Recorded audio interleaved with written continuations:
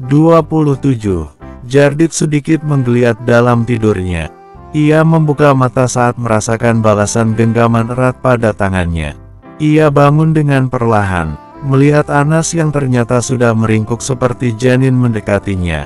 Saat sadar akan posisi wanita di hadapannya yang sudah sangat berbeda, ia kembali memperhatikan wajah wanita itu. Perlahan Jardit mengelus rambut wanita tersebut, membawa rambut panjang ke samping telinga. Terlihat damai namun bekas air mata mengering di pipinya membuat Jardit berubah sendu. "Kenapa menangis? Apa sesuatu telah mengganggumu, Anas?" Jardit menghela nafas pelan, melepaskan genggaman tangan tersebut dengan perlahan. Sedikit membenarkan posisi tidur Anas, lalu pergi keluar begitu saja meninggalkan Anas sendiri di ranjang. Anas membuka matanya. Mimpi indah tadi terhenti saat hangat pada tangannya hilang. Suara pintu terbuka membuat ia sadar akan tidurnya. Matanya memandang ke seluruh ruangan, mencari sesuatu yang tampak hilang. Jardit, di mana dia? Anas mencoba bangun dari ranjangnya, membawa tiang infus menuju kamar mandi. Ia mencari lelaki tersebut, namun nihil lelaki itu tak ada di kamar mandi. Matanya sudah berkaca-kaca. Bagaimana tidak apa lelaki itu meninggalkan dirinya sendiri di sini. Melihat ruangan VVIP yang begitu besar sudah mulai gelap, membuat ia takut pada ruangan ini. Badannya sudah gemetar. Ia mencoba berjalan perlahan membawa tiang infus, dan mencoba mencari letak saklar lampu ruangan tersebut. Saat ia akan menuju tembok pintu tiba-tiba, klek, ia tersentak. Langkahnya terhenti, mendengar seseorang masuk ke dalam ruangnya. Suara isakan kecil, kini sudah keluar dari mulutnya. Ia semakin menyandarkan tubuhnya pada tembok. Ia takut dengan gelap ruangan. Apalagi suara pintu itu mengingatnya kembali pada kejadian masa lalu dulu. Ia memejamkan dalam matanya. Debaran jantungnya mulai berdetak tak karuan yang semakin membuat Anas panik, tak berani membuka suaranya. Dan, klik, "Anas, kamu sudah sadar?" Ia membuka matanya. Ruangan itu mendadak terang. Mendengar suara dari arah depannya dengan cepat ia melangkah sedikit berlari. "Jardit, aku kira kamu pergi," ucap Anas sedikit terisak. Refleks ia memeluk tubuh tegap itu dengan erat. Mendapati perilaku tiba-tiba seperti ini, membuat Jardit terdiam tak membalas pelukan tersebut. Mencerna situasi yang ada di hadapannya. Tiba-tiba ia mengerutkan kening, merasakan getaran hebat pada tubuh wanita yang memeluknya. Saya habis mencari makanan tadi," ucap Jardit. Mendengar itu Anas langsung melepaskan pelukannya, membenarkan posisi berdirinya dan menunduk malu. Menahan isaknya. "Maaf, aku pikir kamu tinggalin aku." Lelaki itu menghela nafas pelan, berjalan menuju kursi dekat ranjangnya mengabaikan ucapan Anas. "Bagaimana kondisimu sekarang?" tanya Jardit tak menatap Anas lalu menaruh sisa roti yang ia sedari tadi ia bawa pada meja. "Aku sudah merasa mendingan," jawab Anas sedikit gugup masih berdiri mengenggam tiang infus. Lelaki itu mengangguk, tatapannya kini beralih menatap Anas. Terlihat jelas wajah lelaki itu sangat lelah. Melihat itu membuat perasaan Anas menjadi bersalah. "Karena kamu sudah sadar, dokter akan memeriksamu sekarang," jelas Jardit mendudukkan dirinya pada kursi di samping ranjang. Anas merespon dengan mengangguk mengerti. Saat Jardit yang masih menatap ke arahnya. "Mau sampai kapan kamu berdiri situ?" tanya Jardit datar. "Berbaringlah. Kamu masih butuh istirahat sampai dokter datang memeriksamu," ucap Jardit melipat kedua tangan di depan dada dan masih menatap Anas dengan tatapan datar. Mendengar itu Anas salah tingkah. Ia menggenggam erat tiang infus itu. Perlahan ia memajukan langkahnya menuju ranjang. Debaran di dadanya semakin kencang apalagi kini Jardit sedang menatapnya. Langkahnya mendadak berat untuk sampai ke ranjang tersebut. Anas menyibakkan rambutnya ke belakang. Dengan gugup ia berbaring dan menaikkan selimut sampai dadanya. Ia menghelakan nafas lega saat melirik Jardit yang kini tengah fokus pada ponselnya. Setidaknya ia sudah tidak terperangkap oleh tatapan lelaki itu lagi. Semenit kemudian seorang dokter parubaya masuk ke dalam ruangannya. Bersamaan dengan seorang suster yang mengikuti dokter tersebut. Terlihat suster tersebut membawa sesuatu seperti jarum suntik dan kapas. Tiba-tiba perasaan Anas menjadi tak enak. "Selamat malam Bu Anas, Pak Jardit," sapa dokter dengan lembut. Jardit dan Anas menjawab dengan anggukan ramah. Dokter tersebut langsung menatap Anas dengan bertanya-tanya. "Bagaimana perasaan kamu sekarang? Apa masih nyeri?" tanya pada Anas. "Sedikit dok, tapi sudah enggak begitu," Anas menjawab dengan yakin. "Apa ada keluhan lain setelah kamu sadar?" "Saya hanya lemas saja dok," jawab Anas singkat. Dokter tersebut mengangguk. "Untuk besok dan seterusnya usahakan makan yang teratur ya Bu Anas," jelas dokter tersenyum. "Demi kesehatan tubuh Bu Anas sendiri, setidaknya makan roti jika memang tidak bisa sarapan pagi." Penjelasan dokter membuat Anas sedikit malu. Apalagi kini ada Jardit yang melihatnya dan menyinggungkan senyum. "Untuk bapaknya boleh diperhatikan untuk istrinya sarapan," ucap dokter pada Jardit. "Baik, akan saya perhatikan istri saya mulai besok," balas Jardit tersenyum seperti tak biasanya. Anas mengerutkan kedua alisnya. Mendengar itu Anas menatap Jardit tiba-tiba. Apa ia tak salah dengar siapa yang lelaki itu sebut istri? Ia menatap bingung saat Jardit kini malah tersenyum ke arahnya. Pipinya kini bersemu saat tahu siapa yang dokter dan lelaki itu maksud dengan sebutan istri. "Baik, untuk sementara kita akan suntik ibu dengan obat pereda nyeri ya." Mendadak senyum Anas menghilang. Ia terkejut, menatap suster yang sudah mengeluarkan jarum suntik dari bungkusnya, dan menyuntikkan cairan pada botol kecil yang ia yakin itu obat pereda nyerinya. Melihat itu membuat Anas gusar. Walaupun umurnya sudah 23 tahun, Anas masih takut akan jarum suntik. "Dok, apa enggak ada cara lain selain disuntik?" tanya Anas. Terlihat jelas wajahnya kini ingin sekali kabur. Dokter itu pun hanya tersenyum. "Ini cara yang terbaik Bu Anas," jawabnya. Anas mengeratkan genggamannya pada selimut. Ia menggigit bibirnya. Terlihat suster sudah ingin memberikan suntikan terhadap pasien dokter tersebut. Semua itu semakin membuat ekspresi Anas terlihat jelas sangat takut. "Apa kamu takut?" Jardit tiba-tiba membuka suara membuat Anas terkaget dan juga membuat kedua orang di depan Anas langsung menatapnya.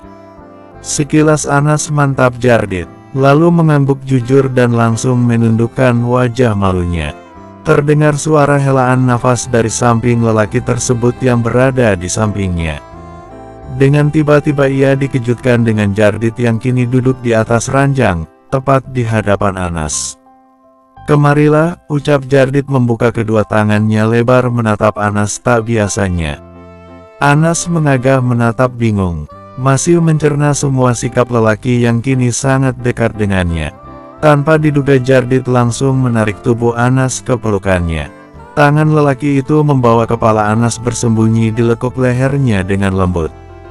Selang berapa detik, jarum suntik itu sudah masuk dengan sempurna. Anas tersentak. Sebuah nyeri pada tangan Anas begitu terasa. Ia semakin menenggelamkan wajahnya pada lekukan leher lelaki itu yang kini tengah mengelus rambutnya dan menenangkan dirinya. Bersambung 28. Dalam dekap itu untuk pertama kalinya semua terasa tenang.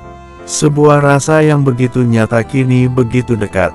Rasa hangat yang menjalar pada tubuh ini membuatnya tak mau lepas. Betapa ia sangat nyaman dengan semua ini. Jika bisa ia menghentikan waktu, biarlah ia seperti ini. Dalam dekapan lelaki itu selamanya.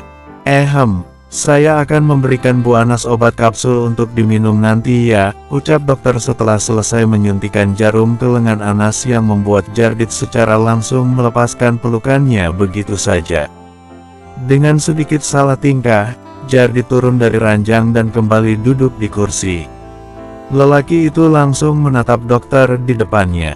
"Obat apa itu?" tanya Jardit. Dokter mengambil obat tersebut dari nampan yang sedari tadi dibawa oleh suster. ini obat untuk menetralkan asam lambung, dan bisa diminum setelah 5 menit nanti, jelas dokter sembari menaruh bungkus obat di atas meja.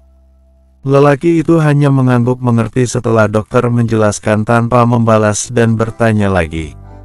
Sedangkan Anas menatap obat itu dengan malas. Ia membenci obat, apalagi dengan rasa pahitnya itu. Dan pastinya dengan terpaksa ia akan memakan obat itu nanti. Sangat menyusahkan. Anas menghela nafas. Apa besok saya sudah boleh pulang? Tanyanya, saat tak mendengar pertanyaan dari Jardit. Besok siang Bu Anas sudah bisa pulang setelah melakukan pemeriksaan 1 kali lagi ya, jawab dokter. Ia menunduk, apa akan disuntik lagi? Tanyanya dengan pelan. Tidak kok, hanya pemeriksaan biasa saja, dokter menjawab dengan diselingi tawa ringan. Untuk malam ini minum obat dan istirahat dulu ya, biar besok stabil lagi, kata dokter dengan nada nasihatnya. Anas mengangguk patuh. Ia tersipu malu, bagaimana tidak ia seperti anak kecil yang sedang diberi nasihat oleh dokter karena takut disuntik. Kalau begitu saya permisi, selamat malam, pamit dokter dengan ramah dan direspon dengan anggukan oleh Jardit yang ikut mengantar sampai pintu kamar. Jardit kembali masuk. Ia menghembuskan nafas menyibakkan rambut dengan jari tangannya. Ia mengangkat tangan kiri melihat arlojinya. Perlahan ia melangkah menuju meja tempat obat yang diletakkan dokter tadi. Sudah lebih dari 5 menit, ucapnya. Anas menegang mendengar suara berat itu. Terlihat jelas atmosfer kegugupan pada dirinya. Jardit, ini sudah malam. Kamu enggak pulang? Tanya Anas mencoba mengalihkan pembicaraan. Sejujurnya ia menghindari meminum obat itu terlalu cepat. Jardit hanya diam membuka bungkus obat tersebut tanpa menatap Anas.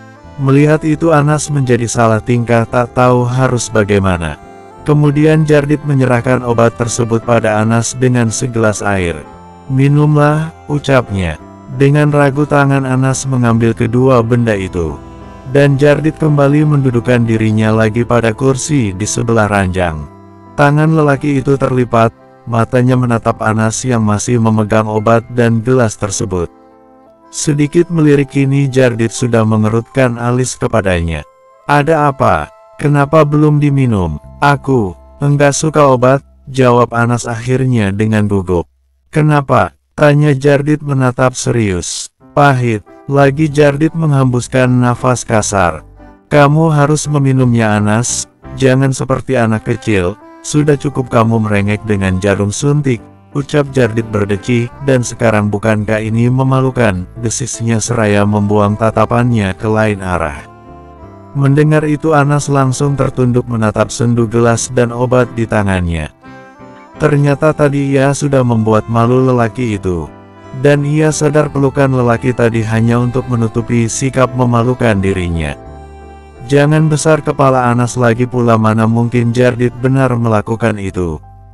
Dan bukankah pelukan tadi hanya bentuk sandiwara? Anas mendengus pelan, tanpa membalas ucapan lelaki itu. Ia langsung menelan obat tersebut dan meminum air dalam sekali teguk. Lagi-lagi ia kecewa dengan harapannya. Tepat saat itu ponsel Jardit bergetar. Segera lelaki itu mengangkat panggilan tersebut berjalan keluar kamar meninggalkan Anas sendiri. Halo ya, Jardit, bagaimana? Sudah kamu sampaikan ke Anastasia tentang undang ayah siang tadi, apa jawabannya? Dia mau kan Dit, ucap Andre. Ayahnya memberikan pertanyaan berurut, membuat wajah Jardit menjadi datar.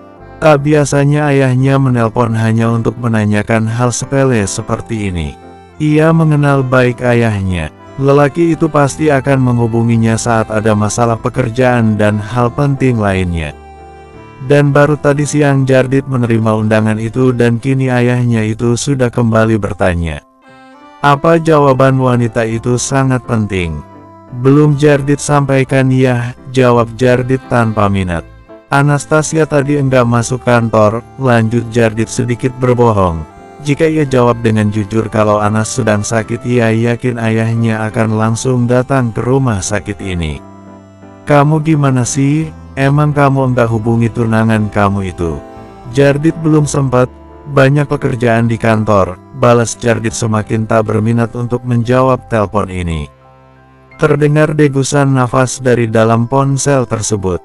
Ayah enggak mau tahu, besok malam kamu harus hadir bawa Anas ke acara ayah tanpa ada alasan apapun lagi. Ucap Andri tegas. Jardit memegang keningnya dan sedikit mengintip ke dalam kamar wanita itu. Iya, jawabnya singkat dan langsung diputuskan sambungan telepon oleh ayahnya.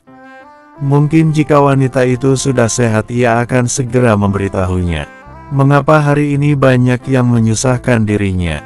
Setelah itu ia masuk kembali ke dalam kamar tersebut. Terlihat Anas yang masih terduduk pada sandaran ranjang rumah sakit. Wanita itu sedang memainkan jarinya, wajah yang sedari tadi menunduk kini terangkat menatapnya. Jardit, kamu enggak pulang besok kamu kerja, ucap Anas sedikit gugup.